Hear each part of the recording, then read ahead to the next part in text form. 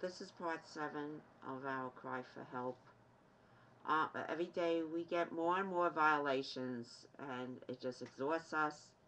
We just found out that our email that we left on one of our videos to be contacted at burgundyhearts@localnet.com, I get a message that that email is not working anymore. Why? Because we left it for people to contact us, okay? And as we're always saying, this cult with Mario Tusco and all the conspiring parties bar us from using anything from emails to medical services to everything we use in an American society. So it does not appear that you can contact us from our email anymore, but you have our phone number, 802-236-5799, and we're trying to find other ways. We will not say it on the internet, on YouTube, of other ways you can contact us, because any way that we expose it, we get barred. Barred is Phyllis Leinwand's Nazi tactic that kills a human being. She started the bombing in school, and everything is barred from us to this present time. Yeah, this is part 7, as Susan said, and I'm going to continue from where we left off previously. Due to all this lethal corruption that's never ending in the state of New York, my wife and I were forced to leave our co-op apartment unattended as we decided to live with family in Vermont. And let me just explain. We go back and forth. We have no home. Okay, we're like vagabonds. We're here to do our YouTube video and some other important matters which we cannot divulge over the YouTube. And it's terrible. We have 3/4 of everything in Vermont. A quarter here. We go back and forth. It's horrendous. Certain things we cannot say on the YouTube because we do not want the lethal corruption to know about it. But we don't know what to do. We have no home. However, as soon as we set foot in the state of Vermont, this lethal corruption filtrated in full force in this state as well. As a result of this never-ending fear, trauma, and terror we are devastatingly experiencing until this present time, in the year 2008, my wife Susan developed diabetes. Once my wife developed this condition, both of us were exposed to widespread interstate medical corruption, scams, fraud, and dangerous lethal medical setup situations, ranging from dangerous illicit activities committed by conspiring doctors, hospitals, pharmacists, home medical delivery services, drug companies, the FDA. All responsible state and federal entities who are accountable to pursue immediate investigations to eradicate all devastating medical illicit activities instead aided and abetted this medical illicit activity to continue unabated till this present time. And I'm not going to tell you about all the medical corruption now because that's going to take a lot of videos to explain to the world, to the public, exactly what took place. So I will remain silent right now, but it's horrific. Horrific.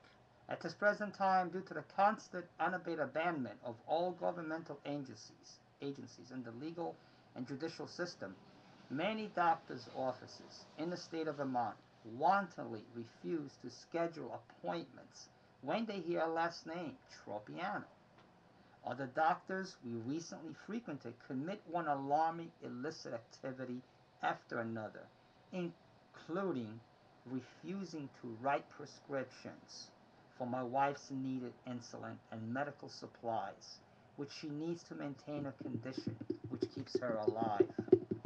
Here we're getting the noise again. At another doctor's office, my wife receives a terrorizing and traumatizing letter from the director of a medical practice.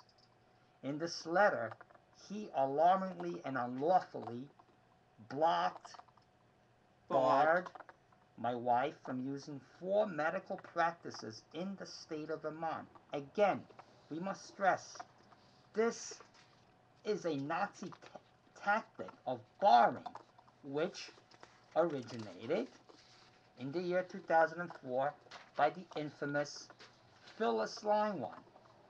Again, this is supposed to be modern America. Okay? This medical corruption in the state of New York filtrated full force in the state of Vermont as well. Every doctor my wife frequented mocked, bullied, and abused both my wife and me to the extreme.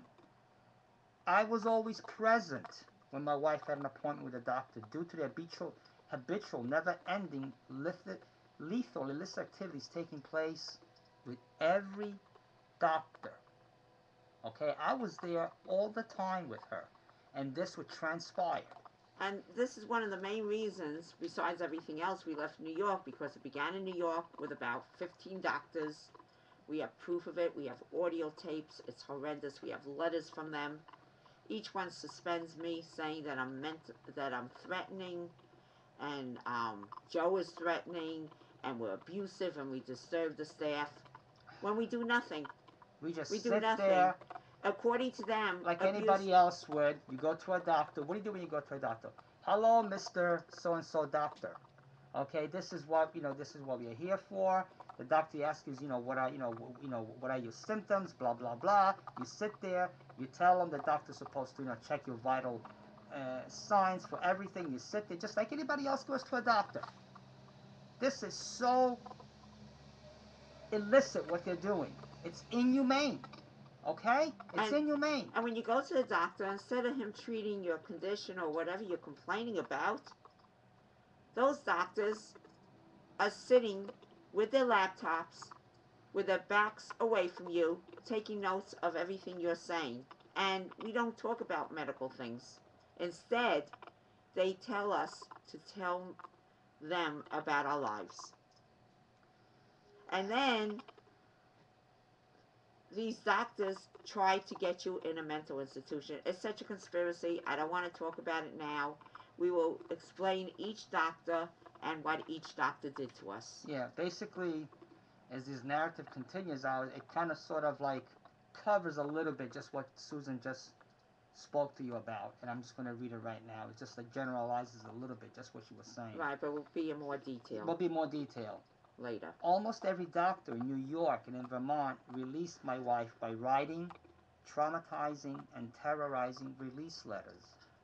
They outrageously and tortuously defamed my wife, stating identical, alarming, fraudulent comments such as, she's threatening, she's disturbing the office, and she's not cooperative.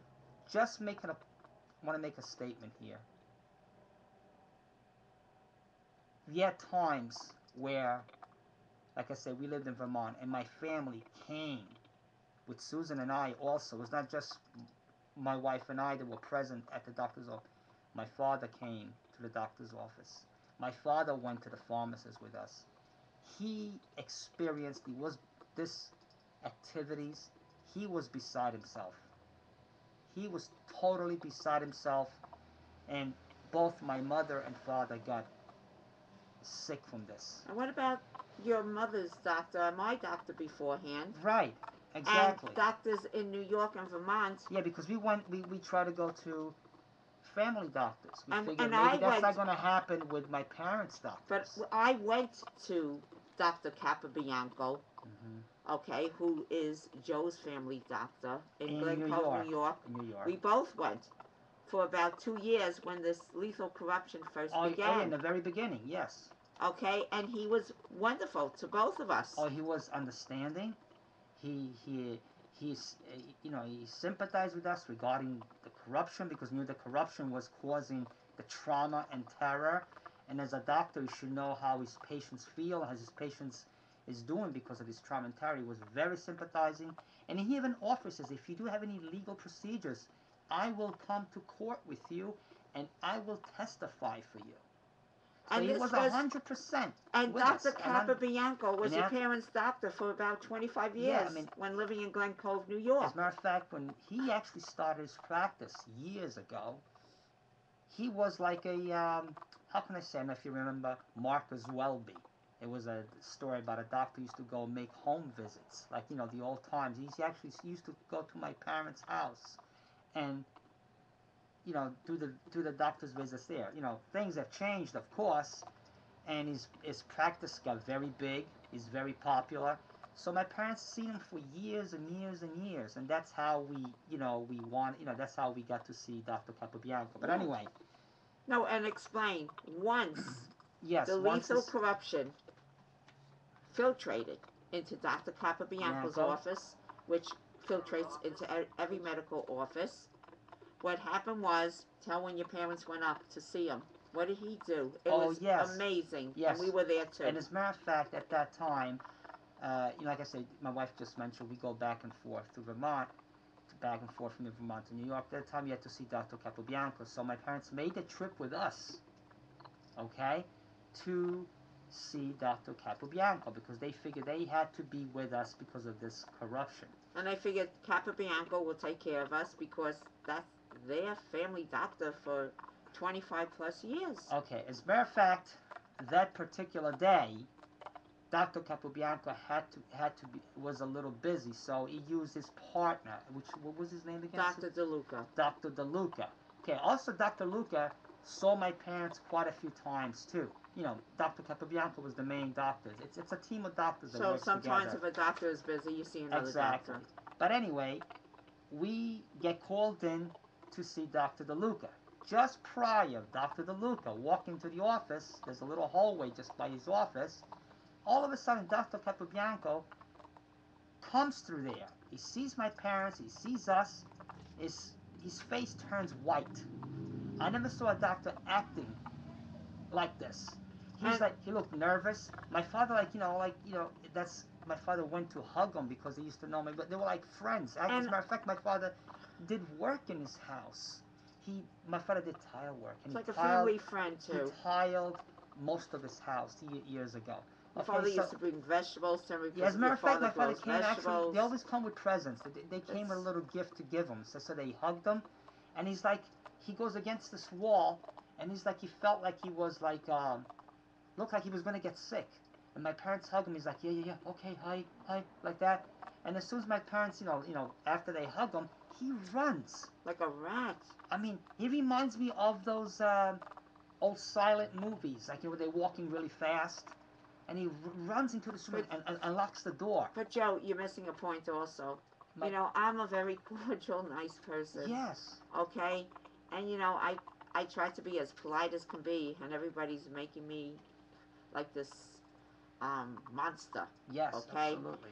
When I saw Dr. Capobianco there with Joe's parents, I went, "Hi, Dr. Capobianco, how are you?" He looked at me, and like Joe said, it looked like he was going to faint.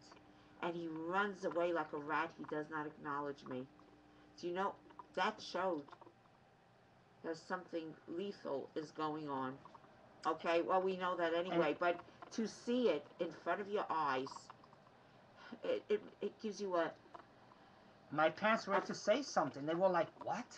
Their mouth was like left open because that's something they never experienced. And Joe's parents tried to call up Capobianco to find out what happened, but he will not talk. He will not come to like anybody else. And that's why we need this case exposed. Everyone needs to talk, because as this case goes on and we explain this case in detail after this narrative, people tell us, I can't help you, I'm going to lose my job. Okay, I was threatened. It's one excuse after another. And it's crazy living like this. And anyway, just to make a long story short, because this video is coming to an end now, I guess we elaborate on a lot of these events, but I figure it was important for the public to know really what's happening. Dr. DeLuca comes there, okay, and he's talking to himself real loud. Oh, I can't do this. I can't. Meaning, he saw Joe's parents in the office with And he us. and he had to change his demeanor quickly because he didn't want to get too discovered. But anyway, we will elaborate, like I said, On every doctor. on every doctor later on. Okay. Again, this is part 7. Thank you for listening again. Okay, and thank you again for uploading our videos. We really appreciate it. Thank you very much. And try to leave comments if you Yes, can. thank you. Thank you.